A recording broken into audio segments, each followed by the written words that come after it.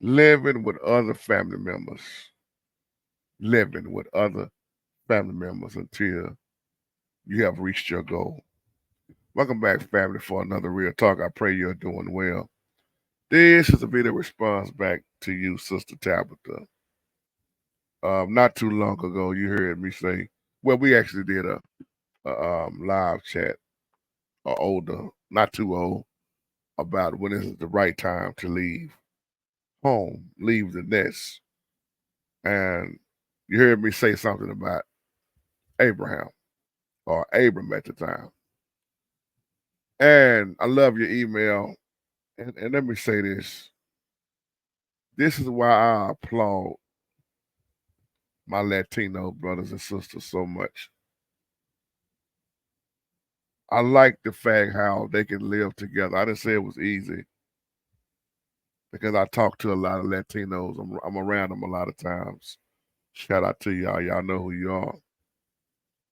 But how they all can move in with each other and they all be working.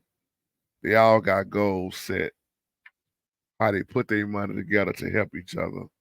How they pay cash for vehicles. How they go out and buy food for the whole week. How when it's income tax return time, they'll choose one out of the family and all of them will put their money that they give back, a big sum of money, toward that person. And then the next year they pick somebody else. Let me tell you something. If we could do that in our race, we'll be way further off than we are. And I mean this out of love. But and you get in the black home, it's gonna always be somebody who don't want to work, lazy, or they want to go on the block, sell dope. It's too many of us that want to just live off each other without helping each other. Now let me explain myself. That's why I want to use this title, living with other family members until. If you really think about it, and I remember, oh man, may the Most High rest his soul while I'm thinking about it.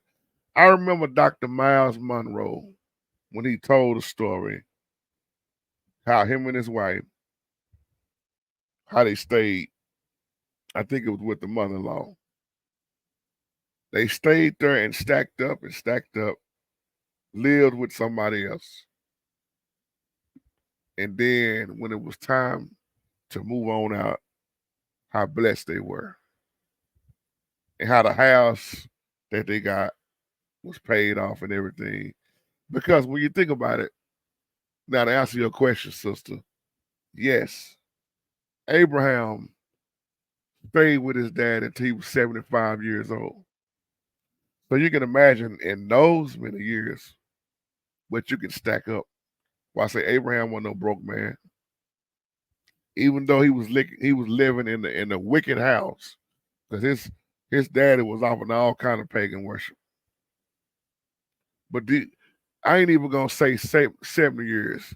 You 51, right? Okay, just think about it. If you stayed with your parents until you was 45, 40, and just say your parents' house was already paid for, because some parents paid their house off, and all you got is taxes and utilities. That's a blessing. But you have to be a good steward to be able to move in with somebody, and they have to be good stewards. For y'all to have a goal, hey, just move in with me, stack up, live here as long as you need until you stack up as many thousands as you want, and then next thing you know, you're gonna pay cash for the house. That's a blessing. That's a blessing to be able to move in with somebody that have an understanding with each other. But it's always a conflict, an issue when you start moving in with family. Because the thing is, in our race, we've been taught to, hey man, get out the house quick. You're gonna leave her. That's what I was taught. You either gonna get a job, go to college, or the other thing was you're gonna be gone off to the military. Those was your options. But in my case, my mama never wanted us to leave home to this day. My mama still talk about us. Ain't that right, Mama JT? Having one big house and living and helping each other. That's the heart of my mama. She always wanted that. And that's what I say our Latino brothers and sisters do. If family could really stick together like that, everybody would be super blessed. But most family cannot get along, can't stand each other. You get a few grown people in the house in the same roof, up under the same roof, it ain't a peace of mind.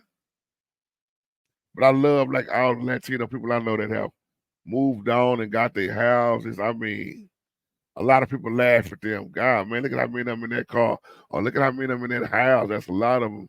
But in reality, they plan together, and they are prospering with it. I'm not gonna say all, of course, but the majority of the ones that I know, especially those who used to stay across the street from me, who have moved on. They pass through every now and again. Nice vehicles, paid for.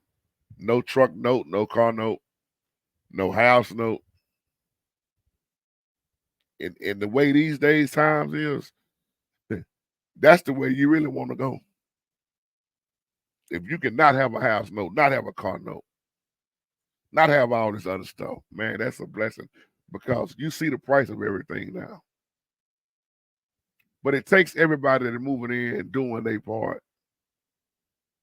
Think about it. If you got let's just say a $3,000 mortgage, or even $1,550.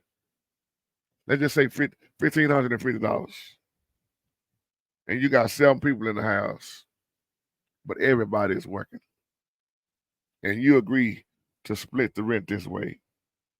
And while you paying a little bit for rent, you still stacking towards your goal. Now, Dr. Miles Monroe say him and his wife was staying with somebody else. That's why he was saying in that old clip, I forgot what the name of that lecture was, but he was saying if you can move in with each other and be able to stand each other and stack towards your goal, and then when you reach your goal, get on out, that's a blessing. And to not have a house note is truly a blessing. To not have a car note is truly in these days time, once again, is especially a blessing. We could help each other so much, but it's a lot of kin folks that are well off than others. They have the money, but they just sick of other kin folks. They sick of the lazy kin folks. Or some of them may just be so uppity they can really help kin folks, but they just don't. They angry, they mad, or whatever the reason is. We got to realize, that there are people that really want to help, and then it's the ones that dog them out. That's what make them don't want to help no more. But if you can live with other family members until that breakthrough that you was looking for come through, man, that's a beautiful thing if you can find it. But if not, we know the end of the story. And that's why you see we struggle, paycheck to paycheck, living paycheck to paycheck. And that's why I always say it's hard to catch up when you let me say it like this. It's hard to be where you want when you plan catch up. And every time you look around, something else happens. So some people have learned how to be a good steward and they live by it. But then you got to realize a lot of people are not good stewards and they don't have that mindset to really know how to help each other move forward and benefit off of each other. And on that note, y'all have a wonderful, wonderful, blessed day.